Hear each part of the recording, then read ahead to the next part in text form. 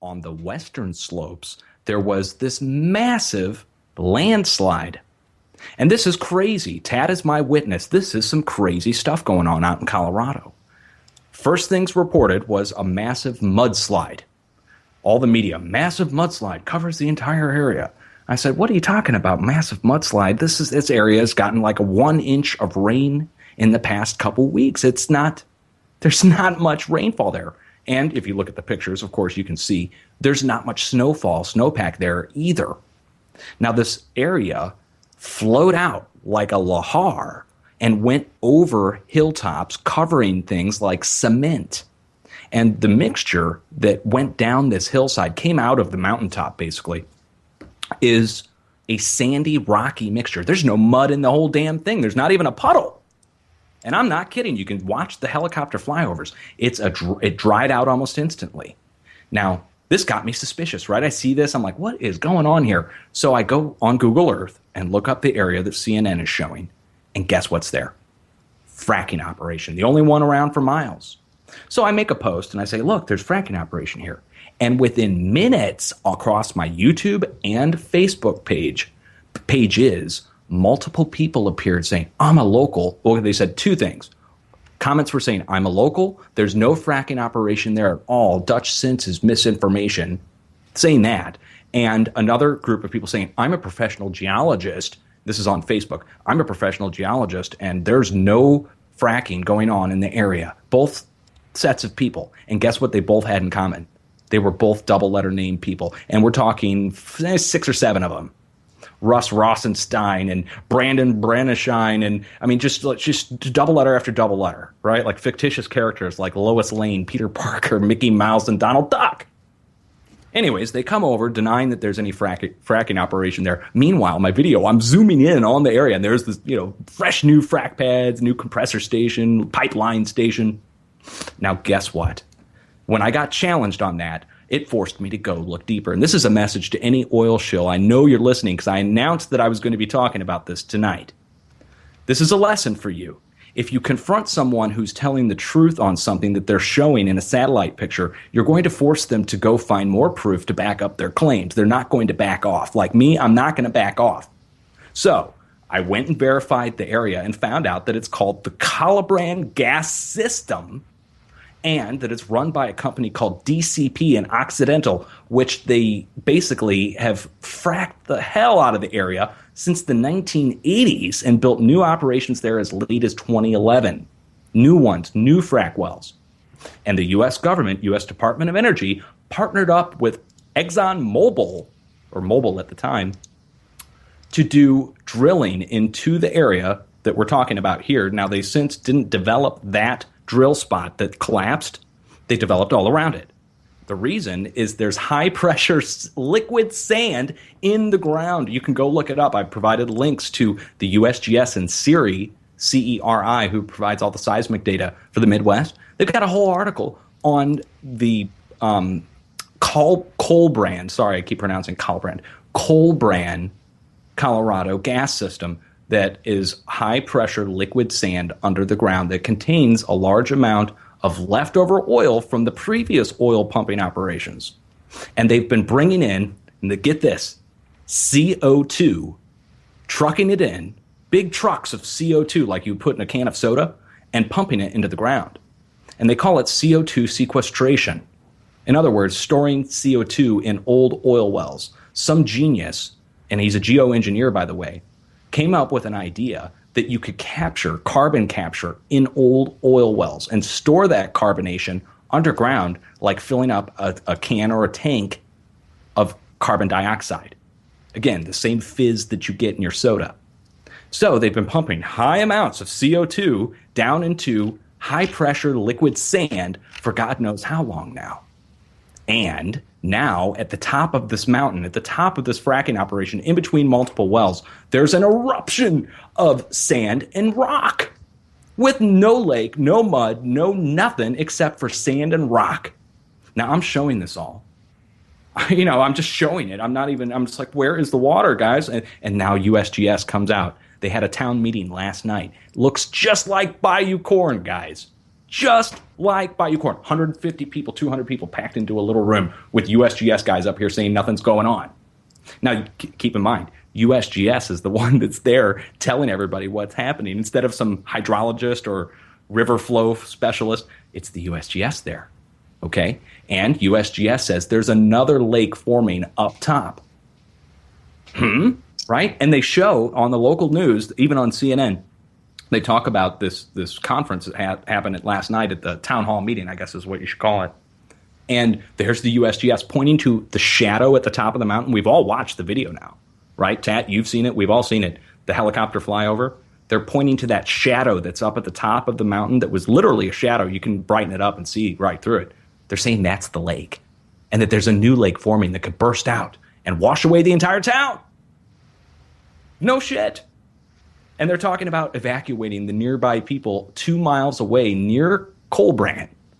This is, again, on CNN. This is not my own words. They've even interviewed a lady who's leaving her farm, and they're all packing up at least close by and leaving because of this threat of a new flood. Now, the shills coming over to my page, the oil company paid pet shills commenters, robo-commenters, mind you, coming over saying, flooding rains are happening here nonstop. Some guy makes a video and he has rain playing in the background, guys. He has rain track.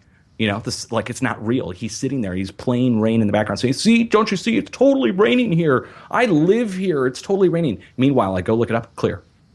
And all the helicopter footage. They did the flyover, blue sky, nice and clear. And now the shills came back with, oh, well, it's snowpack melt. That's what it is. When you go look at the helicopter photos, now they're saying it's a waterfall coming off the top of the mountain that's filling up the pool that's going to wash away the town. It's all a bunch of BS on part of clearly what's a fracking operation, high-pressure sand ejected from the ground. Now, everybody's probably asking, how? It's simple, guys. You got to go back the last 2 months or 3 months and look at what's happened along the northwestern edge of the craton. First, you have to understand what the craton is. It's the unsubducted plate that sits there undisturbed for the last, well, they say hundreds of millions of years. I debate that on time frame, but the craton is the main portion of the U.S. plate that extends from Idaho south through Yellowstone, along the western slopes of Colorado, down through the South Colorado fracking operations, where it makes a hard right-hand turn and goes through Oklahoma and North Texas, and then makes a northeastern turn up the East Coast. And there's been a series of earthquakes that have happened there over many months now. A swarm in Oklahoma, slight swarm in South Colorado, huge swarm up in Idaho and at Yellowstone. Yellowstone confirmed to have moved 4 inches upwards, raised by 4 inches, and moved 1 inch, 1.5 inches southeast since New Year's. And there's been a collapse in Washington State, huge landslide collapse, which was preceded by a small earthquake. And as soon as that earthquake was announced in Washington State, they dropped the story and let it go because they were trying to blame it on flooding. But it was a mid 1 to 2.0 earthquake, which happened about 45 minutes to an hour before the collapse in Washington State, followed by a collapse of a butte in Jackson Hole, Wyoming. Whole volcanic butte fractured. They said it was flooding.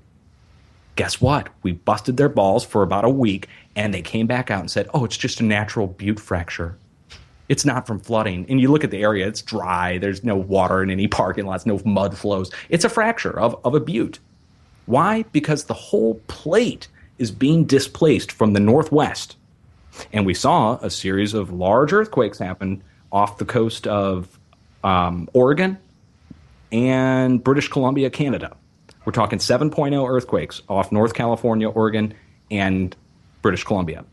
So those are happening at fresh lavic fields that the USGS has announced over the last 2 years that most geologists just didn't even pay attention, but they announced that their sensors were buried off the west coast by new lava formations.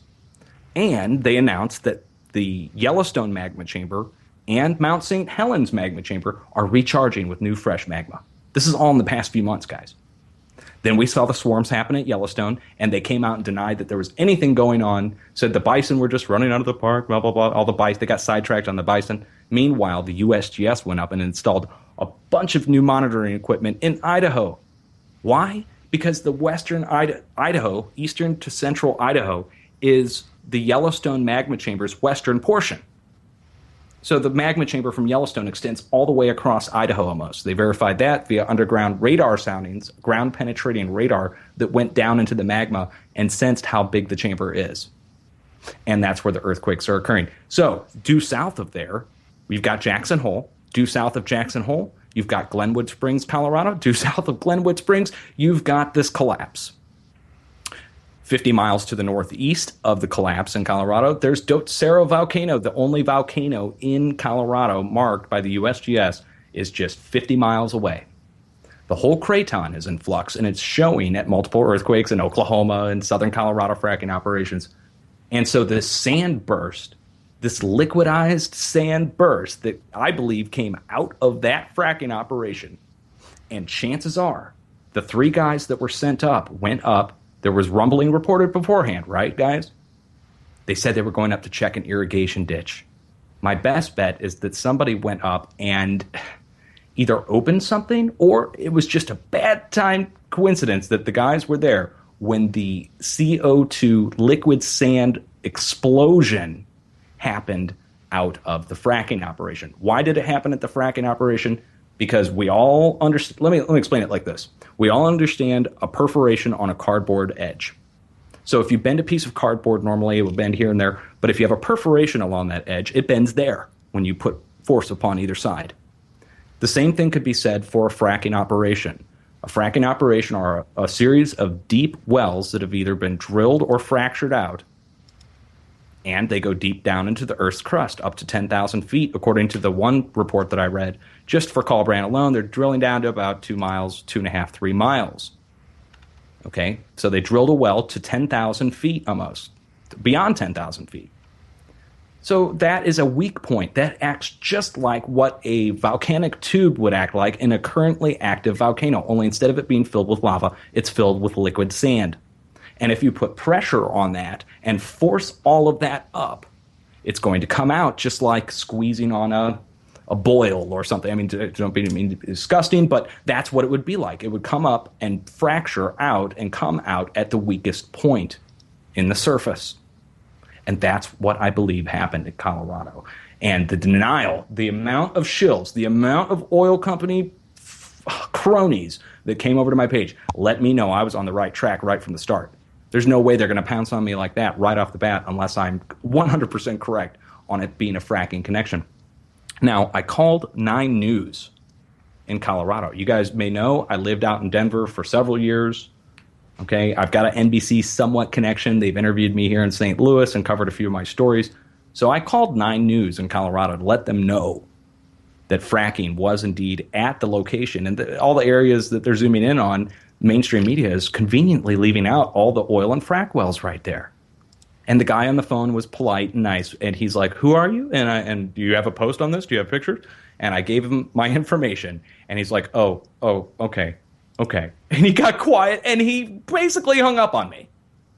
They don't want people to know. And guess who showed up out in Colorado yesterday, right? So the collapse happens, all this bad publicity on fracking happens, and the U.S. Chamber of Commerce sends their head guy out to Colorado, out to Denver, to teach local companies, local gas and oil companies, how to deal with online attacks. How to deal with online attacks. Okay, so last night, I would be interested to see if anybody has footage of this town hall meeting that was held. The number of deniers who came over saying they lived in the area and that there was no fracking going on at all, that to me tells me that it may be a situation where locals own some of the wells there, and they're not going to want to admit it, and the government's not going to want to admit it. But there it is. It came out like a shaken up can of soda. And they're doing CO2 at the area with high-pressure sands. What more can I say? Okay, so that happened pretty much all week long. That's kind of like the news that I've been dealing with all week is either the earthquakes or the fracking operations producing these weird results now. Earthquake swarms, collapses, sand geysers, plumes. We have a series of plumes that have happened over the last several months. Again, traced back to frack well flare-offs. People were trying to say those were farmers burning their fields. What? No, we traced each one back. It's back to an oil well that's doing a flare off, which is even worse than just a volcanic event. At least that's natural. I mean, it doesn't, and again, this all goes back to abolishing the corporation. Everything that I just bitched about here, the oil company involvement with the government, well, those days would be over. The oil company would be on record as to how much they have to donate to the government on the fundraiser that they have to raise. We need to cut this stuff out. We're destroying the planet. Everybody debated me for years. Dutch Since doesn't know what he's talking about fracking. There's no fracking earthquake connection. No professional has ever confirmed fracking is causing earthquakes, Dutch Since. Shut up. Come on. And now USGS comes out, American Geophysical Union comes out. They all come out and confirm it 2 years too late and beyond the damage that already occurred at multiple locations. Those grandmas. Remember that chimney that fell in on the woman? Oh, that's right. You guys don't remember the chimney that fell on the woman. Not you guys, but the skeptics who were saying that there was no damage being caused by... Man, there's a lady with a bloody forehead, 70 years old, where a chimney fell in her house off a fracking earthquake. 3 minutes to break. Okay. And here I am. I get worked up. How about all the people that died over in Italy, guys? You remember that? Everybody was in denial then. That was 2012. 6.0 earthquake struck North Italy at that fracking operation. You had 15 people killed. You willing to revisit that one, everyone, all the skeptics? Now that the USGS and American Geophysical Union have confirmed everything that we were talking about before? Anyways, this becomes frustrating for me because of the amount of denial. Tat, you get this with 1871. People just don't want to hear it. You know, they're like, I can't do anything about it. What am I supposed to do? Well, you're supposed to say something. You're supposed to say something to the people that own the wells. Say something.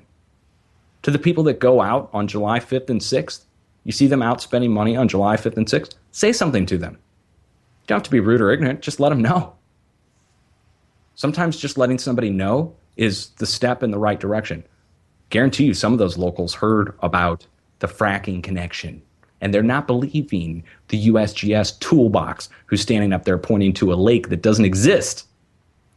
Where's the footage, man? Where's the pictures? There's a lake up there. There's a helicopter flying over. It's completely dry. What the hell's going on? Any ideas, Tat? I mean, really, what kind of, why are we willing to put up with abuse?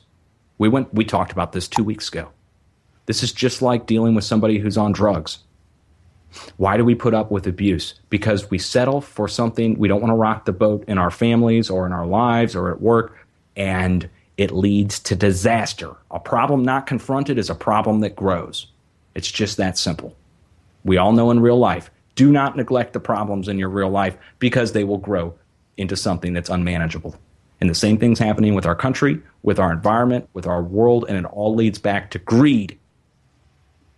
Corporate greed. That's right. You know, the love of money is the root of all evil.